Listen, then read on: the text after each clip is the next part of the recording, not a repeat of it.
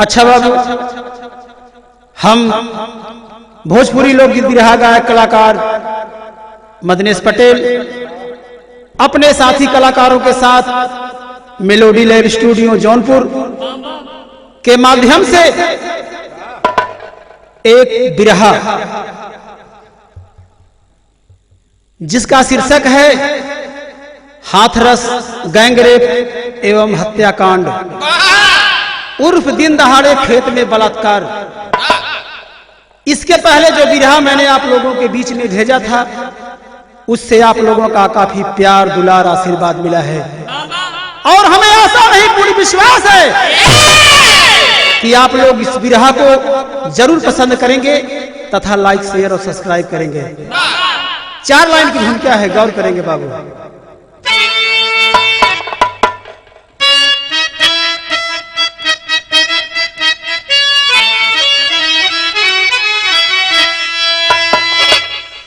आधुनिकता कला में मनुष्य श्रृंखला है, कुदरती करिश्मा लजाने लगी है। अराजकता का अंकुर ले पापी विचरते, दीन दुखियों को दहशत सताने लगी है। कली में दुशासन बने हैं दरिंदे, और अबला के यसमत से खिलवाड़ होता। रामपत कभी द्रौपदी रो रही है, कन्हैया बन कोई न पतवार होता।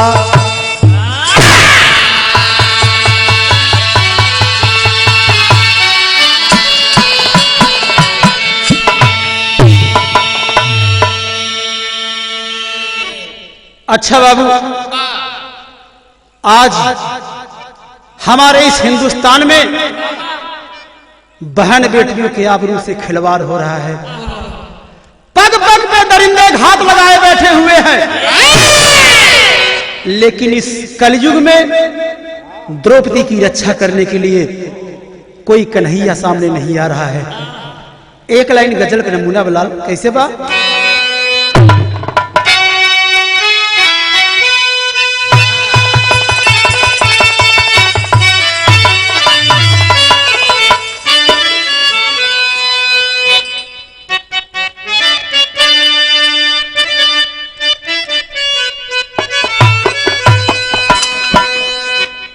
मैं जिस दिन भुला दूं तेरा प्यार दिल से, वो दिन आखिरी हो मेरी जिंदगी का।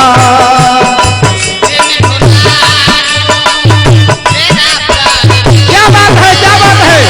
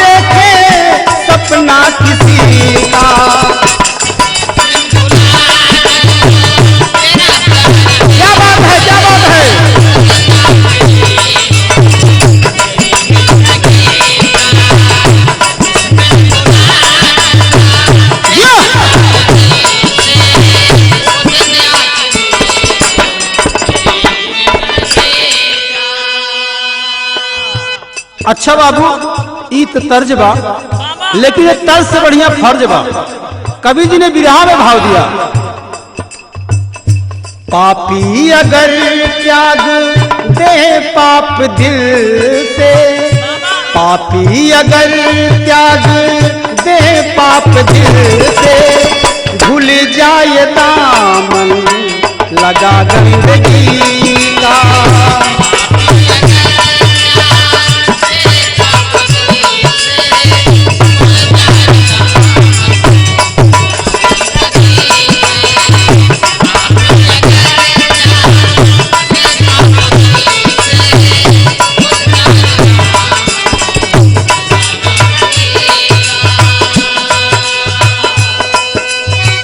बने रिश्ता पावन अपना बेगाना, बने रिश्ता पावन अपना बेगाना, वो सोचे कभी ना बुराई किसी का। क्या बात है, क्या बात है।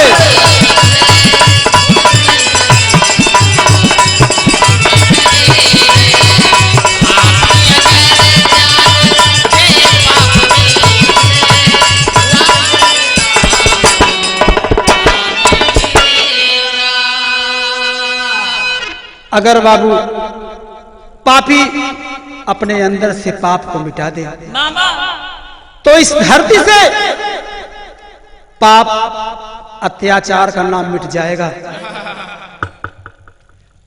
अपना और पराया रिश्ता खत्म हो जाएगा। लेकिन कहानी कहां का बा, नजम के लाइन में कहना बा मास्टर।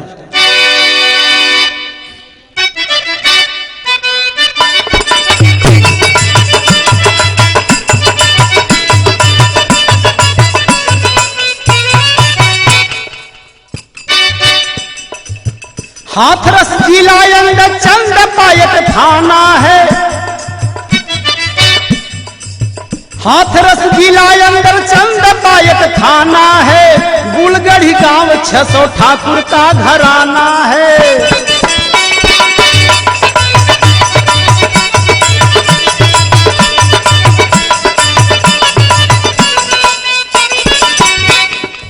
उसी गांव में 15 घर दलित बस्ती है, उसी गांव में 15 घर दलित बस्ती है, जिनमें ओम प्रकाश वाल्मीकि छोटी हस्ती है।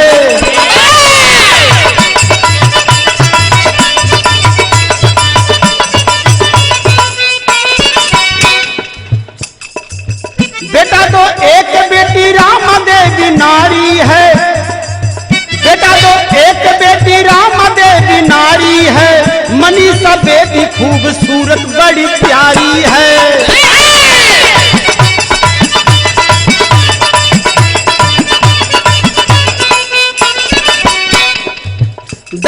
4 जिनकी सूरत पर लुभाए हैं, दरिंदे 4 जिनकी सूरत पे लुभाए हैं, हवस मिटाने खातिर घात को लगाए हैं।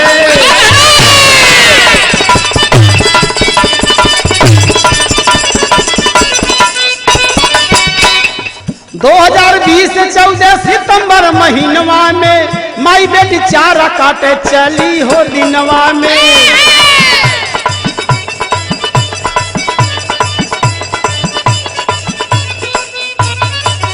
माई रामा देवी अपने बेटों से बतलाई है, माई रामा देवी अपने बेटों से बतलाई है, बस उनका देखभाल करना यह चेताई है।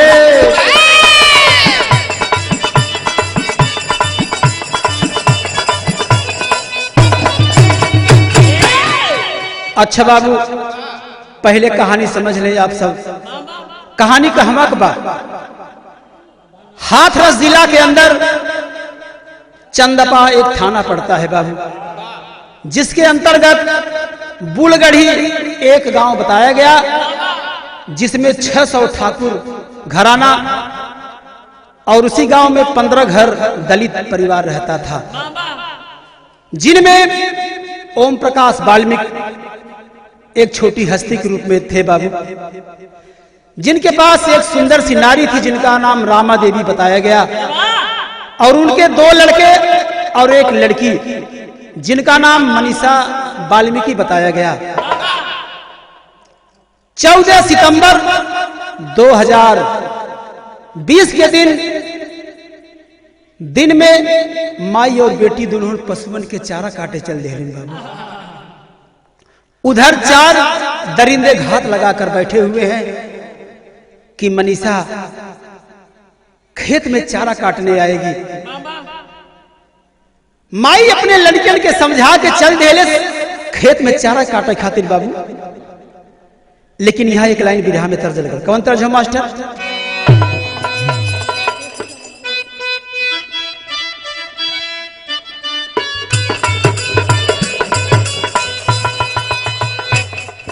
वह तर्ज बा, पहले तो भेजली अंतर देसी लिफाफा सैया यही बकीना।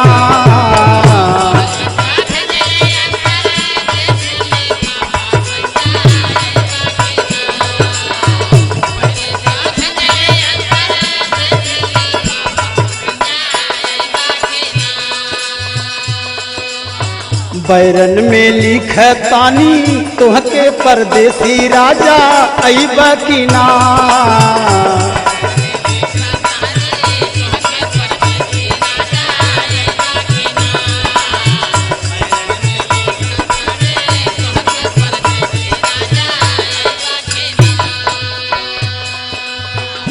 ईद बाबू तर्ज बा, लेकिन एक तर्ज से बढ़िया फर्ज बा। फर्ज का मतलब विरह में भाव कवि जी ने दिया। चारों दरिंदे बैठल रहले सिवनिया पनिया लूटई बदे।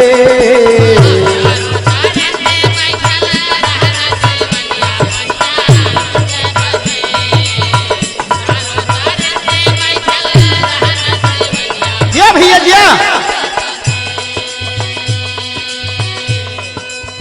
माने ना हवस में जा वनिया ई पापी पनिया लूटई बदे।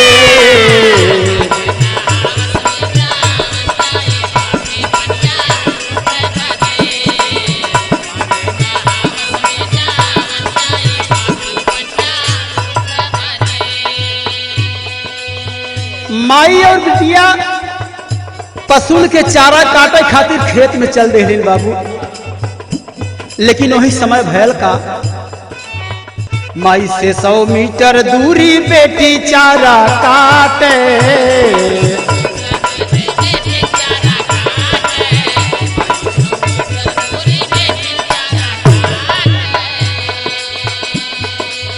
नहीं जनली की हवा दरिंदे छुपल बाटे।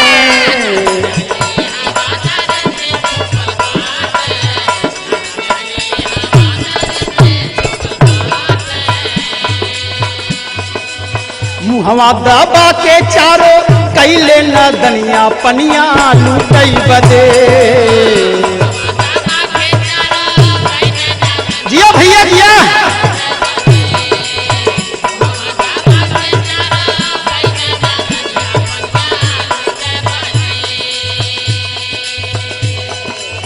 कुछ दूरी ले गईले तौने दुनिया ई पापी पनिया लूटई बदे।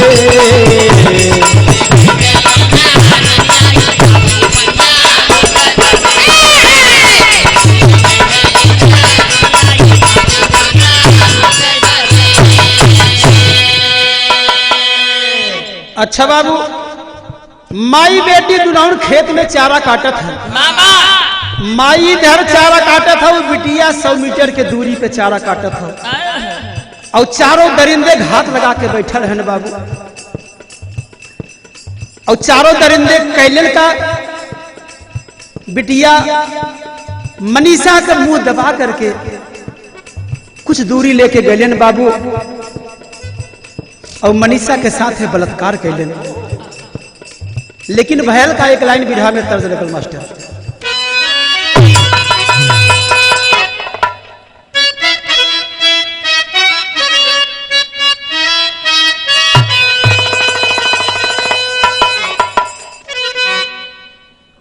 और गंगा माई के ऊंची बा अररियानु हो। गंगा माई के ऊंची बा अररियानु हो। ओ पे बैठे भगवान।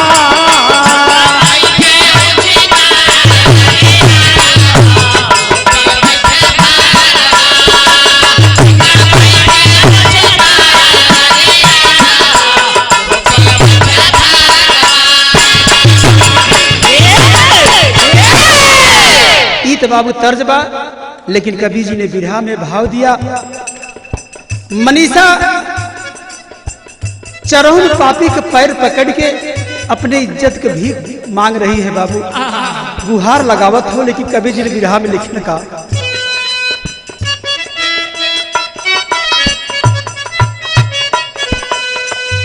अरे रोवेली मनीषा धई चरनियानु हो, रोवेली मनीषा धई चरनियानु हो, बाट बिरना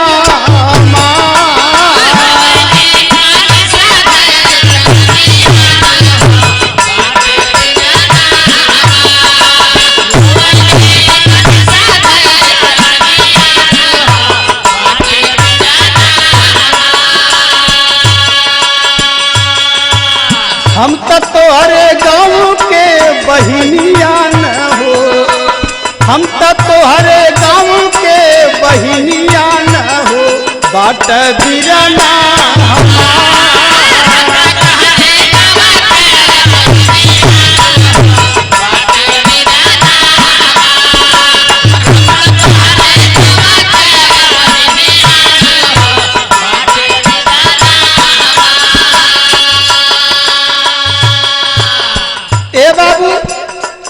मनीषा वाल्मीकि वो चारों पापी के पैर पकड़ के अपने इज्जत की भीख मांगत हो, कहत हो भैया तू हमार भाई समान हुए, हम तोरे बहन समान है, हमके छोड़ दे, हमरा के जाए दे। लेकिन पापी मन ले ना बाबू, कैलन का, लेकिन पापी एक ना मन ले बचनिया,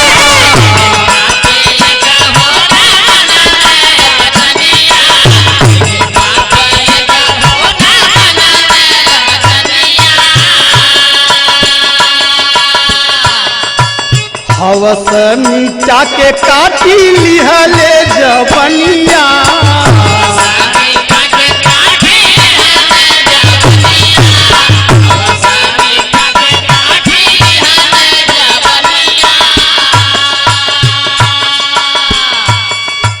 तड़प मनीषा तब जननिया न हो, पापी भइले फरार,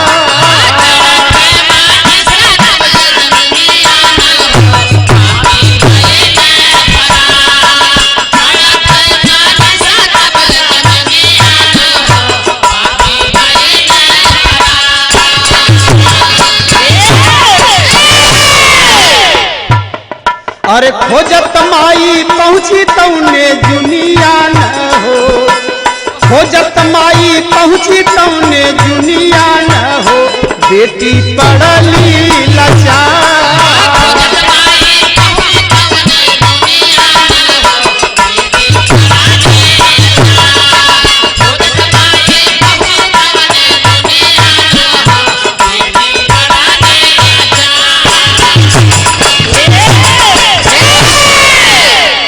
चरहुन पापी मनीषा के साथ बलात्कार करके बाबू इतना ना मनीषा के जीभ काट ले, ताकि मनीषा बयान न दे सके, किसी को बता न सके बाबू। मनीषा वहीं तड़पत हो बाबू। कुछ समय जब बीतल बा तो माई सोचत हो कि आखिर बिटिया हमार वहां तक आइले ना, माई बिटिया के खोजत खोजत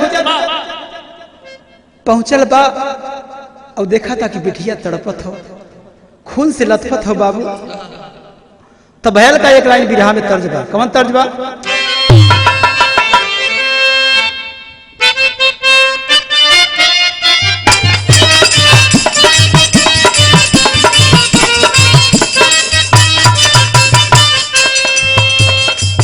वही तर्ज बा, झुमता झमाता जोगिया आई, ले नगरिया रे आई, ले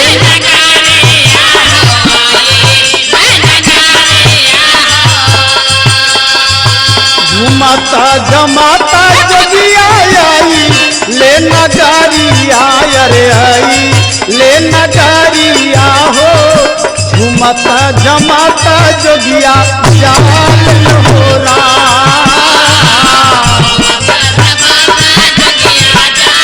भैया क्या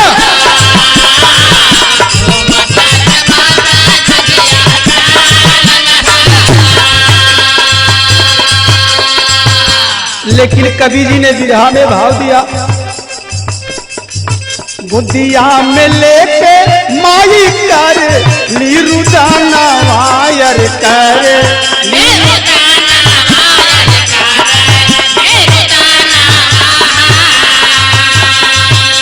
बुद्धिया में लेके माई कर लीरुदाना वायर कर,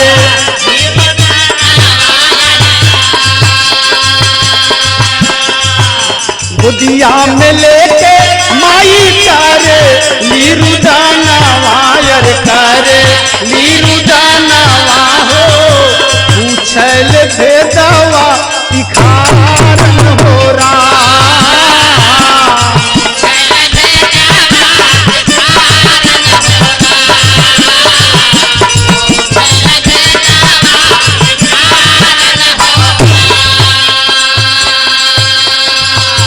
कौन बनवल सैसन तोहा रिहला किया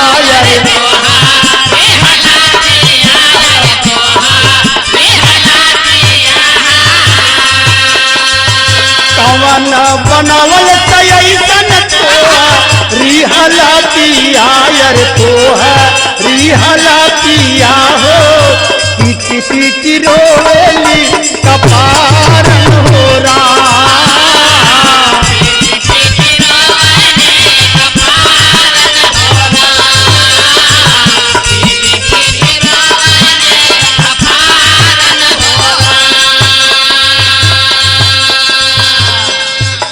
अच्छा बाबू, माई बिटिया के खोजत खोजत पहुंचल बा और बिटिया खून से लथपथ माई बिटिया के गोदी में लेकर के रोवत बा और अपने बिटिया से पूछत बा कि बिटिया ई तोहार ऐसन गति के कैले से। माई अपन कपार पीट पीट के रोवत हो बाबू, लेकिन विदेशिया के भाव में कहना बा मास्टर,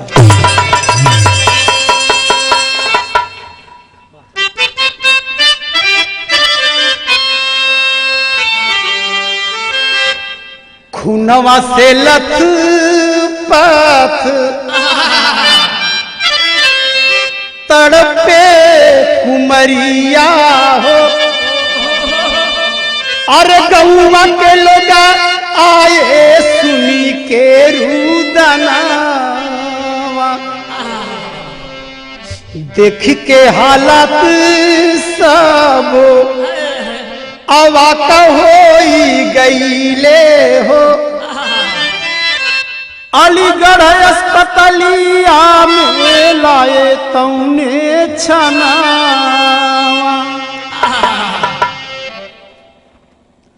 रपट लिखावे बाबू थनवा में गईले हो, अरे पुलिस भगाए दिहले छीन लिए फोनावा, गौवा के नाका बंदी डीएम एसपी कई दिहल, बार कोई जाए नाई छोड़ी के भावना। अच्छा बाबू, बिटिया खून से लथपथ माई गोद में लेकर के रोवत हो, माई पूछो तो बिटिया तुम्हारी हालत कैसे भइल के कैले से। तब तक बाबू गांव के सारे लोग वहां इकट्ठा हो गए और बिटिया को लेकर के अलीगढ़ के अस्पताल में ले जाया गया।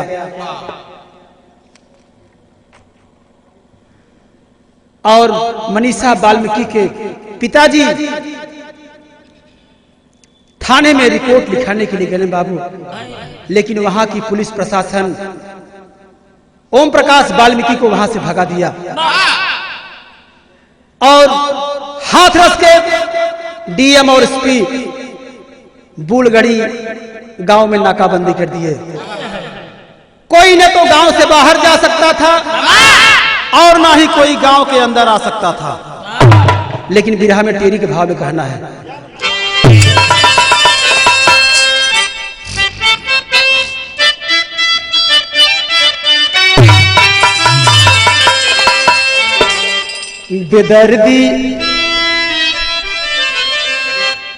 बेदर्दी से ना बची है आबरू, और बेदर्दी से ना बची है,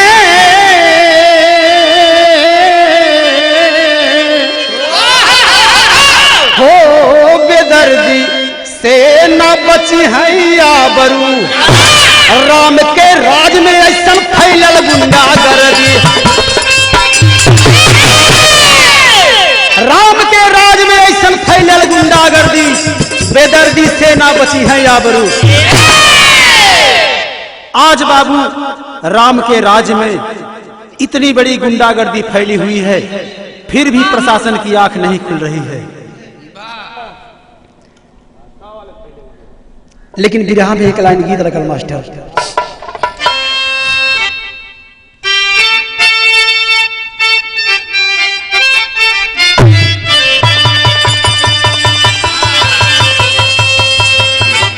वह तर्ज बा,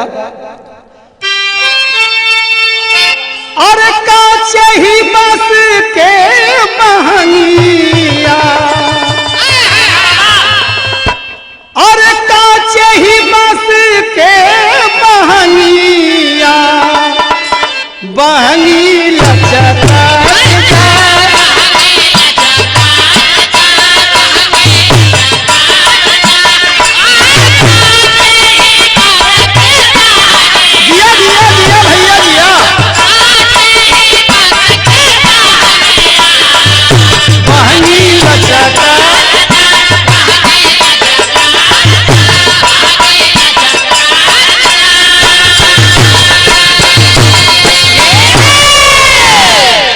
बाबू तर्ज बा, लेकिन तर्ज से बढ़िया फर्ज बा।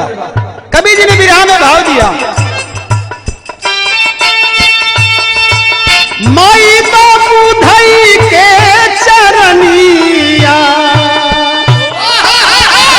अरे माई बाबू धई के चरनिया, करे यसी से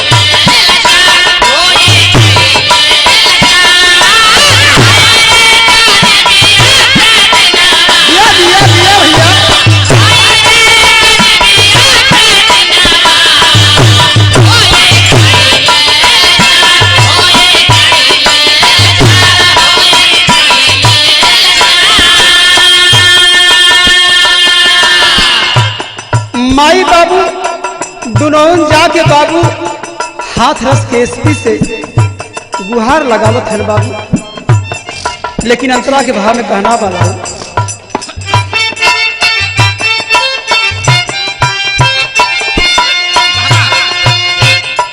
मनीषा के 9 दिन बाद हो सयली,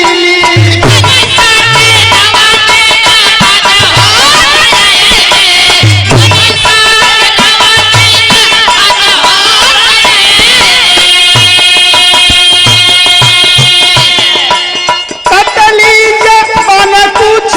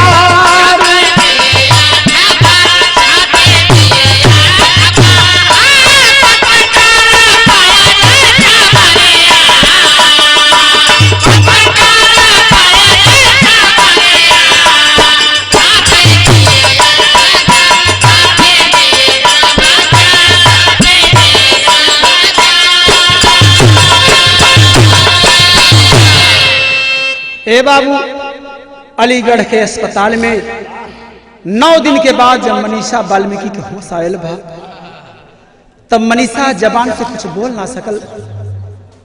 मनीषा कलम के माध्यम से कागज पे अपन बयान दे देले। वही समय बाबू पत्रकार जब खबर पौलन तब पेपर में छपवा देलन और पूरे हिंदुस्तान पूरे विश्व में ये खबर फैल गया बाबू। लेकिन पापट के भाव में कहना है लाल,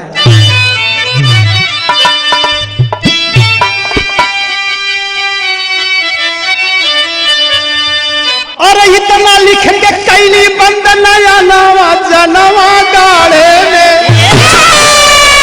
अरे इतना लिख के कैली बंद नया नवा जनवा गाड़े में, अरे पड़ी खाट पर तल पहले पयनवा जनवा गाड़े में।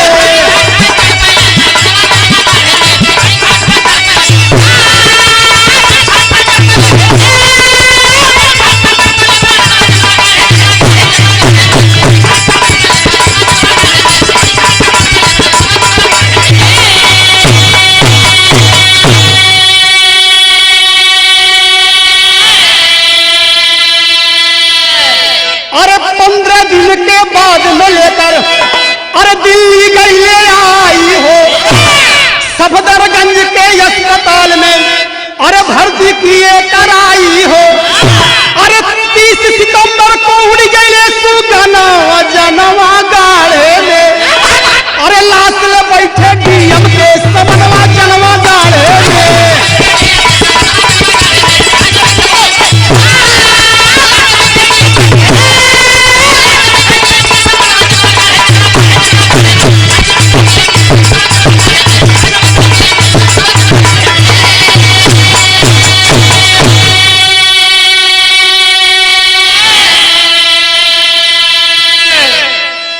मनीषा वाल्मीकि बाबू अपना बयान कागज पर लिख करके दे दी।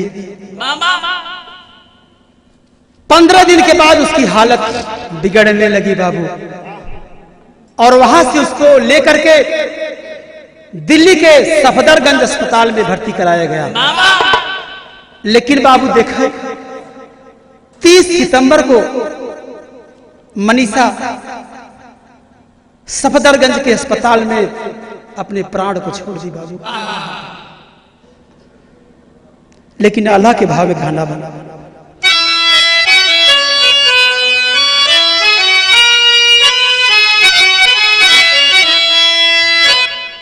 वाह रे प्रशासन करे, वाह रे प्रशासन करे, दोषिन के मददिया भैया।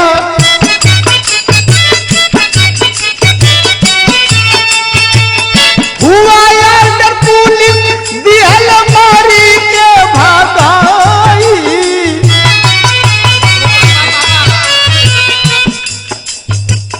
जबरदस्ती मनीषा के छीन लिहल लसिया भैया।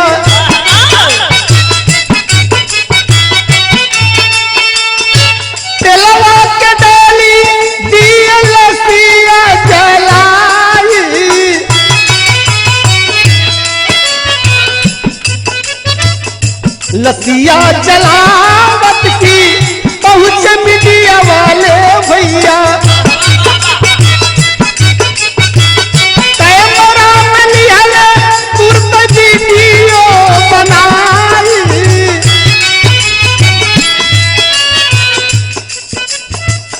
रामू सिंह संदीप लवकुश रवि सिंह आरोपी भैया।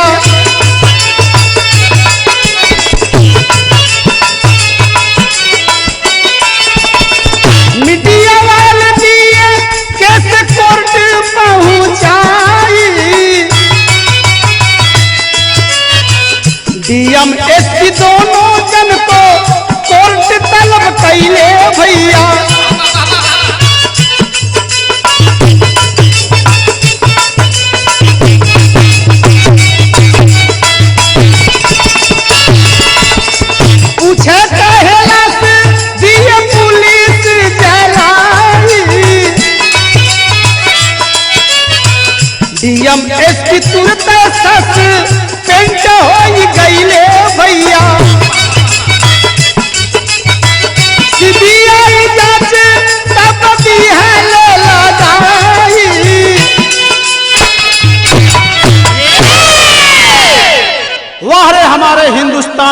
प्रशासन अगर इसी तरह गुंडा बदमाशों को शरण देती रहे तो इस प्रशासन से सबका विश्वास उठ जाएगा।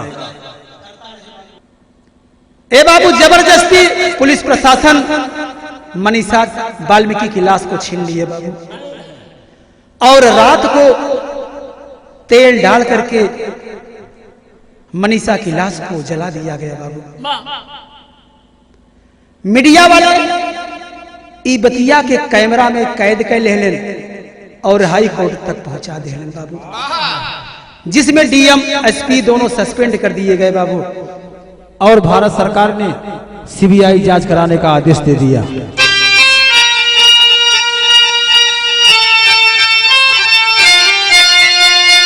और प्रशासन आरोपिनी और के बचाई ऐसे तय अपने देशवा के होई है भलाई कैसे।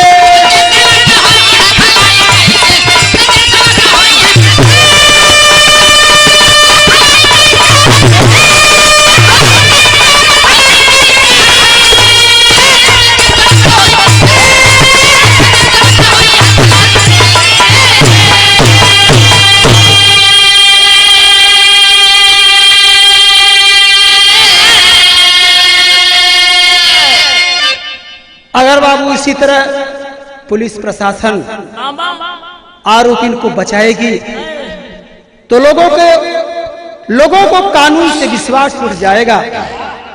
तो अंतरा के भाव में कहना है, अरे जकर लाठी ओकर भैंस अरे ले जाई जबरिया, अरे बैठ बचतई दया खिर अपनी दुआरिया।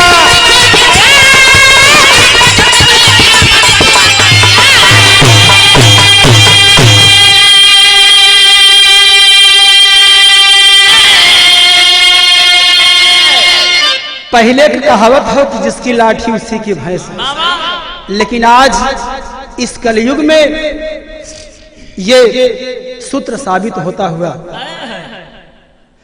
और जेकर लाठी ओकर भैंस अरे ले जाई जबरिया, अरे बैठ पछतई आखिर अपने दुआरिया। अरे पूंजीपति के राजमा अरे सताई वैसे तय अपने देशवा के होई है भलाई कैसे।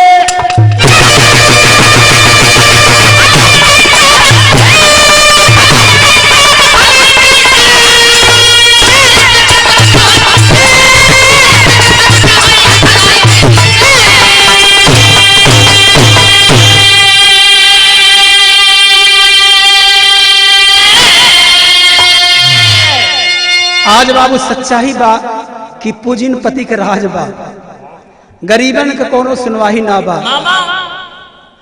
लेकिन कहना बा, अरे मंत्री नेता जब तक रही है अरे गुंडन के सथावा, अरे मिली नहीं न्याय सब पीठी अपन मथावा।